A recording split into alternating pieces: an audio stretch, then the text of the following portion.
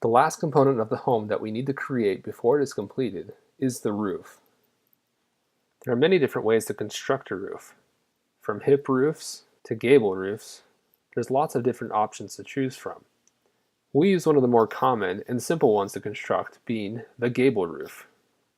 In order for us to construct our roof, we can move over this landscaping and site plan.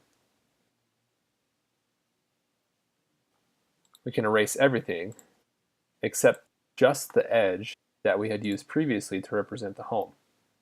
Because gable roofs have a ridge running down the center of them, we can split up the perimeter of our home into 3 separate rectangles. We'll then create the ridge line running down the center of each of these rectangles separately. We'll want to include overhangs on every edge of our roof. The best way to do this is to use the offset tool. We'll make sure that the perimeter of our building is a single polyline so that we can offset it uniformly. Use P-Edit, Multiple. Select just the lines around the perimeter representing the edge of the house. Enter, convert them to polylines, and join them. We now have a single polyline representing the edge of our building.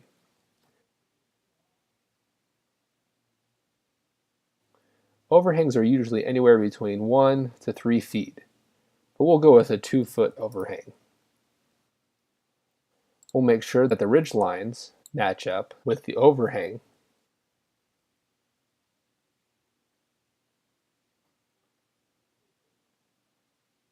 And adjust the overhang for the center portion to match on either end. You don't need to do this next portion, in which I will make the roof appear as if it's 3D, and show you and explain to you what I mean by ridge lines. The best way for me to represent this is to physically move the ridge lines up and draw this in 3 dimensions. Let's make a copy of this plan we just made, move it over, and we'll make this one into a 3D view. There's a number of different ways to get to this view. You can use the navigation bar or click an isometric view under the view cube. We'll go ahead and delete the exterior perimeter wall because it's not necessary now that we have our overhangs in place. We'll actually also want to calculate how high our roof should be in the center where the ridge is at. The simplest way to do that is to measure the distance from the ridge to the edge of the roof. The distance here is 14 feet and 6 inches. Roof pitches are measured by the distance traveled horizontally, usually by 1 foot or 12 inches, by the distance traveled vertically. For our roof, we'll do 6 inches. The angle created with this pitch of roof is 27 degrees and is referred to as a 6/12 pitch.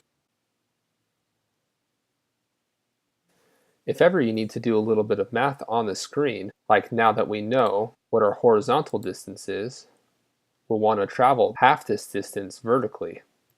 You can always type calculator to make quick calculations. So 14.5 divided by 2 equals 7.25 feet, which is the same as 7 feet and 3 inches. So I'll orbit again. To be able to see an isometric view of our home, I'll take the line command and travel on the blue axis 7 feet 3 inches. Alternatively, we could just type 7.25 feet. We can do the same thing for each of these ridge lines. You may note that the length of this edge of roof, which is 29 feet, is the same as this edge of the roof. So the vertical distance traveled will be the same, which was 7.25 feet. You can copy this line to the edges of the ridge that we're going to be looking at. We'll need to calculate vertical distance traveled on this part. The horizontal distance is 17 feet, and if we divide 17 in half, we get 8.5 feet.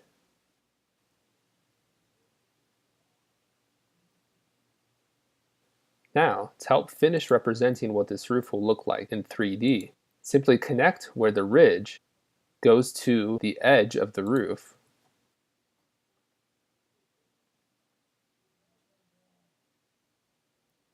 and connect the points of the ridge together. Now, if I orbit around our new 3D roof, you'll see how it's come into shape. Make sure you've drawn all the lines. We'll go ahead and explode the polyline that is used to comprise the overhang and convert all of it onto the same layer. Currently, we don't have a roof layer, so let's make one.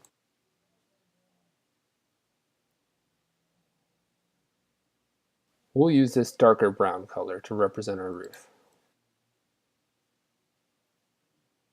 And now we can sort of see what the completed roof will look like.